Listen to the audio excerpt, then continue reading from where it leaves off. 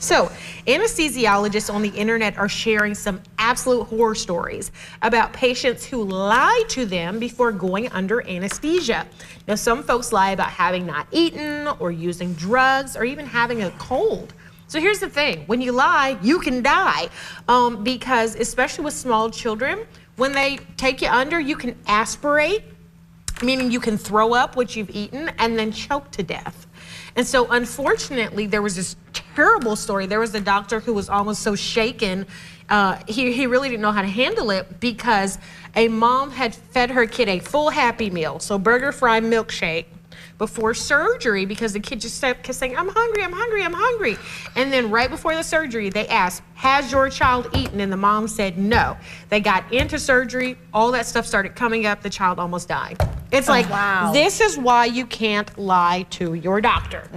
Look, I used to be a smoker, and I would lie to my doctor about smoking. I would go to great lengths to do this, but if I had ended up in the hospital with some sort of clot, my doctor would not have known or understood. This would have been all completely new information.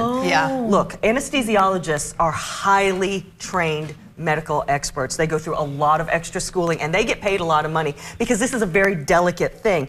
Look, so you might not want to, okay, say you went on an all-night alcohol bender, right? They're not going to turn you into the police, but they need to know what happened so that they can adjust the medication, adjust the dosages. You can't lie about this stuff. They don't always go into great detail as to why they're asking these questions, but they're incredibly important. Don't think you know more than your doctor. Yeah, that's right. I can't, you know, I really can't think of a time that I lied to my doctor about my eating or medications or behavior or anything like that, although I've wanted to a few times, but but I didn't. But the thing is that what concerns me too is that the parents, we as parents, you know, it's our responsibility to make sure a child doesn't eat before surgery. I don't care how much they're whining, they will survive to the next meal. You do not have to you don't have to give in to your child's every wants and needs. We have to, we're the ones that are like, you know, deciding for them. You cannot eat and this is the reason why. So, you know, suck it up, you'll get through the surgery. You know, we got to toughen up with the kids on stuff like that. The Happy Meal could be the reward. Yeah, you have a great perspective on this. So I had, well, I still have a friend that had a former drug use.